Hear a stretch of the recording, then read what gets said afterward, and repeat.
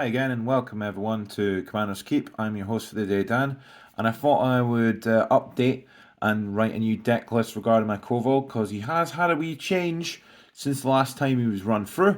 As you can see, he is the good Korvold because there's another print out of Korvold in his pants, but this one is good. Korvold Faker's King, 2 miscellaneous, black, red, green, 4/4/4 flying.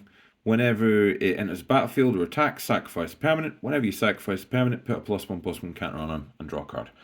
Amazing draw engine, and if you're using treasures, which is the main way I built this one, and sort of leaned heavily into the treasures, I really only changed about 7 or 8 cards than the original list. Obviously, the list will be involved in the description, but we're going to go through all those 7 or 8 cards. And if you obviously dislike or agree with any of my choices, feel free to comment, like, share, follow, that jazz. Obviously, hit your notification bell. We're trying to get out as many videos as possible, trying to do it more regularly. So, more engagement, more people following, that'd be great. Yeah, so without any further ado, and to not really take the piss or the long wind out of it, let's move on to the 7 cards I've added to make this just a pure treasure deck. Move him out of the way. Let's just go through the cards themselves. There's quite a few, but I'm going to do them one at a time because otherwise you don't get to really see the card, and it's a bit horrible of me. So, one of the ones that came into the Lost Caverns of Ixalan was the Turian Soul Cleaver, which is a miscellaneous for an equipment that gives something vigilance, which obviously Korvold with vigilance is great. Whenever an artifact or creature is put into a graveyard from the battlefield, put a +1/+1 counter on equipped creature, equipped for 2. Yeah, that works amazing because that works for treasures. If we're going to use treasures, sacking them, then yeah, we're just going to make a Korvold even faster a house. So can't really argue with that. And it's easily searchable for 1 land. Yeah, it's easy to get.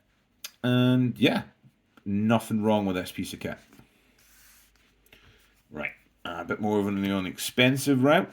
Ragavan, the Nimble Pilferer, a 1-drop red for a 2/1 whenever this deals damage to a combat damage to a player. Create a treasure token, exile the top card of that player's library. Until end of turn, you may cast that card, and you can also dash him from miscellaneous in a black to miscellaneous in a red to get him to come out with haste, smack a dude, and comes back to your hand at the end of turn. So yeah, what I was thinking, obviously, we're missing a 1-drop part for regarding sort of treasures. So Ragavan was near enough an auto include, so I included that one. This one is more because it is black hate regarding card draw. It's Orcish Bowmasters, the famous card itself, with a flash 2-drop for a 1/1 when it enters battlefield. And whenever an opponent draws a card that isn't except their first one they draw, it deals 1 damage to any target and you amass 1 orcs.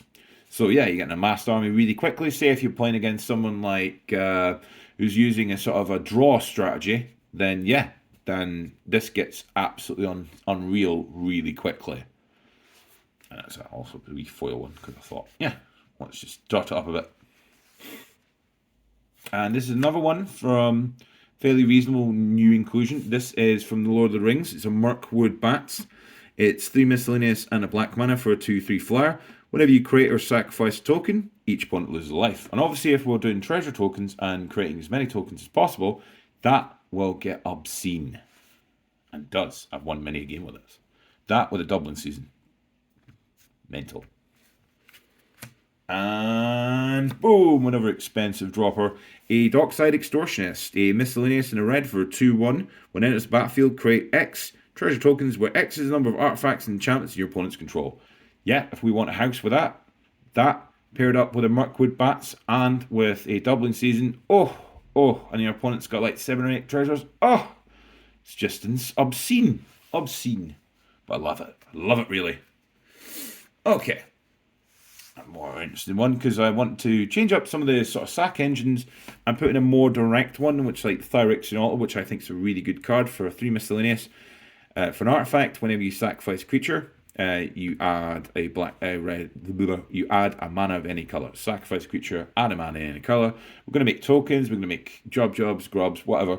We're going to sack it, we're going to get more value. Korvold out, you sack something, more value. Just value engine. And the final one that is another new one from the Lord of the Rings book is the Cavernhorn Dragon, which is kind of like the Dockside. It's a 7 with 2 red pips as well, so it's 9 mana for a 6/6 flyer. This spell costs X less, where X is the greatest number of artifacts an opponent controls. It's a flying trample haste, and whenever this deals combat damage to a player, you create a treasure token for each artifact that player controls. So it's kind of like a Dockside, but better because it's a big house 6/6 flying trample, and it reduces the cast cost itself. Say if someone is just Dockside in play and there's got a lot of treasures, that's near enough just 2 red. And what to argue with that? Because if he's got loads of treasures, you're going to have loads of treasures. And why not have both? Why not have all? So yeah, it sort of leans more into sort of the treasure building idea for Korvold. And those are the only cards I've changed to it, but I have included a totally separate list on Moxfield. And feel free to have a nosy at that. Like I said earlier in the video, it will be listed in the description. However, I want to obviously take this particular time to say, I've been enjoying doing the videos with you guys. Obviously, if there's anything you guys really want me to talk about deck-wise around here, just drop me a comment. I always try to respond to every comment that I get.